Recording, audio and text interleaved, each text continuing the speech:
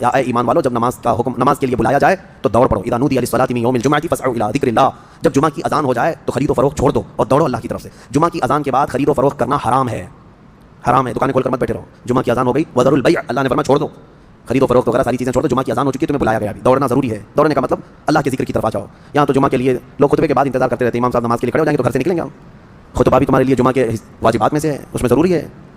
بہرحال اللہ کریم نے اس میں سورہ جمعہ میں جمعہ کی نماز کے لیے فوراً اپنے یہاں سے نکلنے کا حکم فرمایا. صحابہ کا حال بھی یہی تھا. اور اس کے بعد اللہ فرماتا ہے جب نماز مکمل ہو جائے تو پھیل جاؤ زمین پر اور اللہ کا رزق تلاش کرو. بے شک اللہ تبارک و تعالیٰ بہترین رزق دینے والا ہے.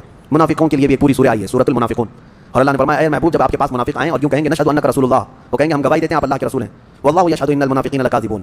محبوب اللہ گواہی دیتا ہے کہ یہ منافق جھوٹ بولتے ہیں. وہ آپ کے سامنے آ کر کہتے ہیں کہ آپ اللہ کے رسول ہیں، لیکن اللہ گواہی دیتا ہے کہ یہ جھوٹ بولتے ہیں. آپ کو میں ایک بات بتاؤں، ایک جہاد میں حضور صلی اللہ تعالیٰ علیہ وسلم کے صحابہ سب گئے تھے، اس میں منافقین بھی اس وقت شامل ہو جاتے تھے. عبداللہ بن ابی جو منافقوں کا سردار ہے، جو جنگ احد میں 300 لوگوں کو لے کر الگ ہو گیا تھا، ایک غزوے سے واپس آ رہے تھے تو ایک کنویں پر صحابہ میں آپس میں تکرار ہو گئی. یعنی مہاجر صحابی تھے ایک اور ایک مدینے کے تھے.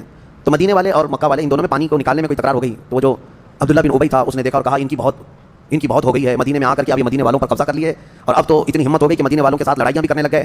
تو عبداللہ بن ابی نے بھڑکایا، انصار کو جا کر کے بھڑکا رہا تھا کہ یہ مکہ سے ہجرت کر کے آئے اور دیکھو اب تمہاری لوگوں کو مارنے لگے ہیں، یہ جھگڑنے لگے ہیں. اور اس کے بعد اس نے باتوں میں یہ کہا کہ اب ہم مدینے جائیں گے تو ہم عزت والے لوگ وہاں جتنے ذلیل ہیں سب کو ہم نکالیں گے.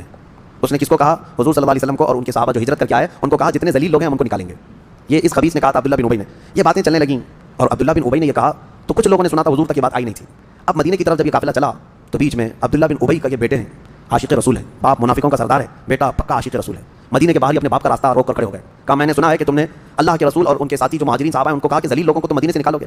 عبداللہ بن ابی جھوٹ بولتا تھا بہت. کہا کہ کس نے کہا؟ ایسی بات نہیں ہے، ویسی بات نہیں.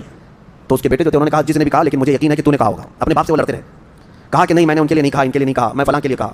وہ ضد پر کھڑے تھے کہ میں اس وقت تک تجھے مدینے میں داخل ہونے نہیں دوں گا. اپنے باپ کو، مدینہ قریب ہے، اپنے باپ سے کہتے ہیں میں اس وقت تک مدینے میں داخل ہونے نہیں دوں گا جب تک تم اعلان یہ نہیں کہو گے کہ تم ذلیل ہو اور رسول اللہ عزت والے. جب تک تم اعلان کے ساتھ نہیں کہو گے. بیٹا اڑ گیا اور منافقین کا سردار وہ کہنے لگا. حضور پاک صلی اللہ علیہ وسلم کے پاس آ کر شکایت کیا کہ میرا بیٹا ایسا میرے متعلق کہہ رہا ہے، میں بھلا آپ کی تعریف کرنے والا آدمی، میں آپ کے گن گانے والا آدمی، مجھے یہ ایسا کہہ رہا ہے. تب آیتیں اتری، یہ پورے سورہ منافقون آ گئی.